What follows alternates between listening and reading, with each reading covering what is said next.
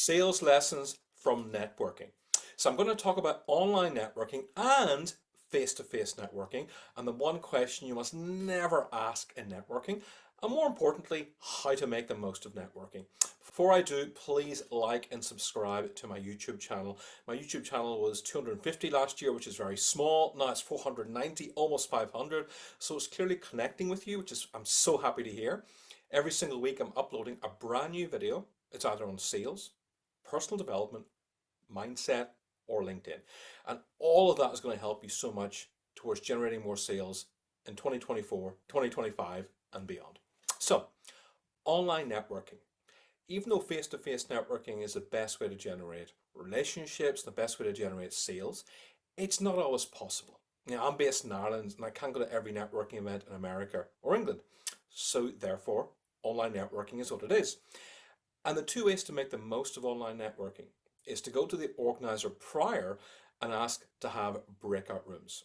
Breakout rooms, you don't really want to have more than 6 people if possible.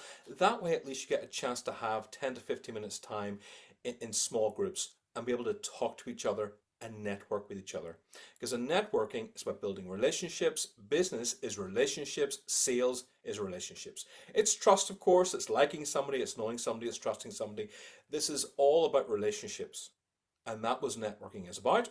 And therefore, that is important to sales.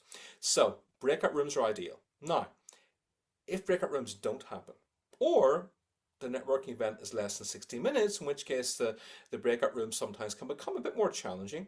Make sure you're speaking to people in the private messenger or the chat section. And on that, you want to say to them, congratulations on your LinkedIn post this week, or whatever social media post they did. Say well done on a news story you read on their website. Or something they've achieved recently, or an award they've been nominated for, or an award they won, or even better, an award they didn't win. Commiserate with them, but at least say something supportive to somebody in the chat section. So that's the idea of online. Now, face-to-face is, for me personally, is where the real magic happens. And the one thing you must never say at a networking event as soon as you meet somebody is, tell me what you do. Because the second you say that, the other person feels like you're judging them too much by their job title and are going to speak to them because of their job title. And it can make people feel very self-conscious and very self-aware. And the idea of a networking event, especially face-to-face, is to make people feel comfortable and to get them to trust you. So the two questions I ask which make people feel more at ease is, what brought you here today? And of course, listen to their answer. And if they say, such and such brought me here, and I happen to know such and such, we talk about what a great person that individual is. Or quite often they'll just say, you know what, I just wanted to come along to this networking event for the first time. In which case, tell them you've been to this networking event before and make them feel comfortable and let them know it's a fantastic event. Or you say, you know what, it's my first time too, in which case you bond over that. So always try to find common ground. And a great first question to ask is, so what brought you here to this event? The other question I then ask is, after I've listened, not interrupted and pitched, but listened to what they've said, is, who are you interested in meeting? This is a very important question to ask because it tells you about the person without saying, what do you do? And when they tell me, I will often try to find somebody in the room I can introduce that person to. And if I don't know who that person might be, I'll always go to the organizer and say, this person wants to meet an accountant. This person wants to meet somebody in IT. This person wants to meet a coach. Who's the best person to introduce them to? And the organizer will often be very helpful because they want the event to go well. Now, in terms of events like, is it better to go morning? Is it better to go afternoon? Is it better to go evening networking? If you have a family, very young kids especially, then lunchtime events are perfect. Morning ones can be tough because of the school run. Evening ones can be tough unless you have family or babysitters at hand. So I find, lunchtime ones are great. For me personally, my kids are all grown up now, so I go to evening ones. During the day, I'm busy running my business. I'm busy dealing with suppliers. I got a virtual assistant. I have my own business. I have coaching. I have learning. I'm speaking.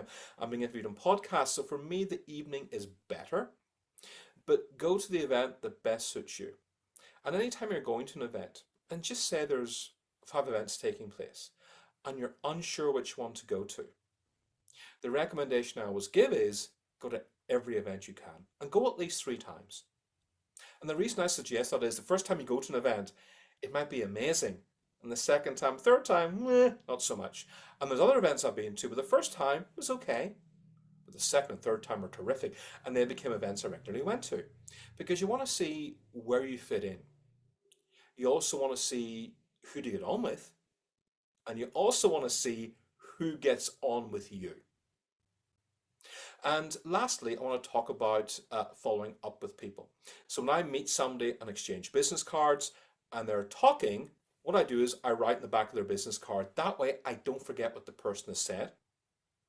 And a lot of people in the finished networking events either do nothing, send a copy and paste email, or send a generic invite on LinkedIn. That's not very effective. A great way to do is look at the notes you've written on the back of the person's business card. That is fantastic.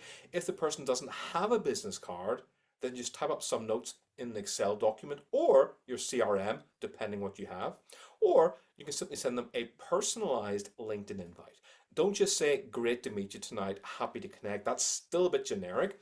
Say, great to meet you tonight, and mention one thing that the person spoke about. That makes it very specific and it makes it very relevant to them as well.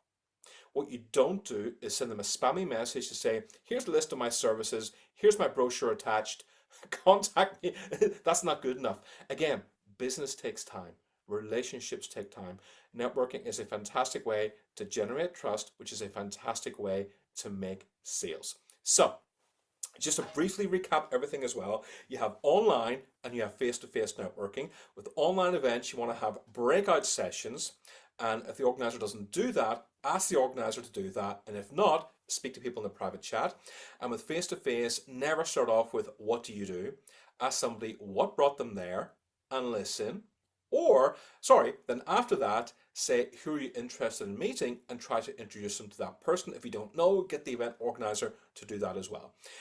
When the person exchanges business cards, write in the back of the business card while they're speaking, and then put it into your Excel document or CRM afterwards.